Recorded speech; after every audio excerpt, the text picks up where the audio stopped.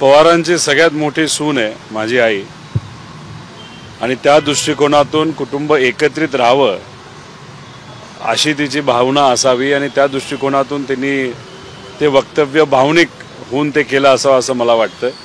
आणि व्यक्तिगत तुम्ही मला सुद्धा जर विचारलं कुटुंब म्हणून, मी राजकारण म्हणून नाही, तर 38 वर्ष 39 वर्षाचं माझं वय आहे, त्याच्यामध्ये 37 वर्ष मी सर्व कुटुंब एकत्रित बघितलेलं आहे।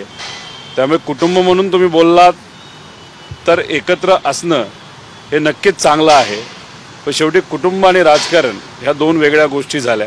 त्यामुळे कुटुंब म्हणून एकत्रित असलं पाहिजे, पण राजकीय भूमिका सुद्धा तितक्याच महत्त्वाच्या असतात।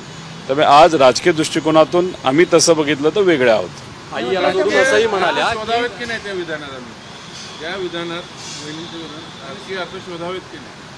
आई राजकीय नाही आहे, आई सामाजिक आहे। सामाजिक दृष्टिकोनातून तिने आत्तापर्यंत काम केलेलं आहे। तिचं मन फार साफ आहे, मनामध्ये आणि ध्यानामध्ये कुठेही राजकारण नाही। प्रामाणिक पद्धतीने त्या ठिकाणी व्यक्तिगत तिने तिथं तिचं मन व्यक्त केलं आणि तसं बघितलं तर भावनिक दृष्टिकोनातून सुद्धा आणि कुटुंब एक असणं हे महत्त्वाचं आहे, हे अख्ख्या महाराष्ट्राला देशाला त्या ठिकाणी माहीत आहे।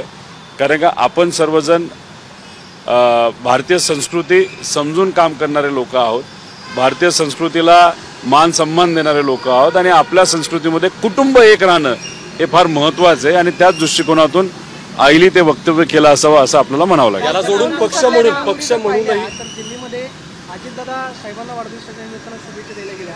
आज काकींचं वक्तव्य, अंकुश काकडे सुद्धा असं म्हणाले की अनेक कार्यकर्त्यांची इच्छा आहे की दोन पवारांनी एकत्र यावं। विजय वडेट्टीवार असं म्हणाले की ज्या राजकीय घडामोडी घडतायत याचा अर्थ असा आहे की शंका घेण्यासाठी वाव आहे।